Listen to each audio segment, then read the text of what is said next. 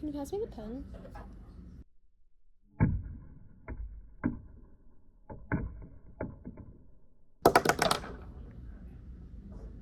You probably dropped something trying to pass it to someone.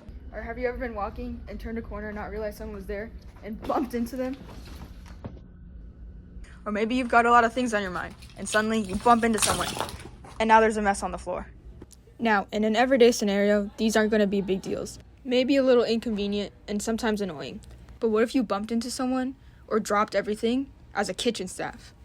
Restaurant kitchens are well-oiled machines, but even then, it can still become very overwhelming very quickly. You're surrounded by knives, hot pans filled with oil, and boiling pots of water. So the stakes are a lot higher. Instead of dropping your pens, bumping into someone could be the difference between having a good shift or going to the hospital for a missing finger or third-degree burns.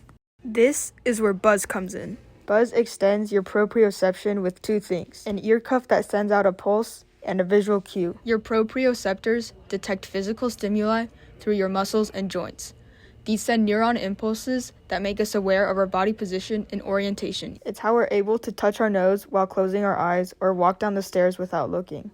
With Buzz, you can sense other people's joint positions as your own. You would be able to sense other people's joint positions without relying on other cues. Buzz collects and shares these proprioception signals from the brain and supports extended sense through a visual brain-computer interface. Here's how it works. Buzz is activated through an ear cuff. As soon as you turn it on, it tells you who is online and also who you're sharing a space with. It also tells you when someone leaves the space. If you can't see them, there's visual cues that tell you the general direction they're in and how far away they are. When someone gets closer, these cues become stronger and bigger.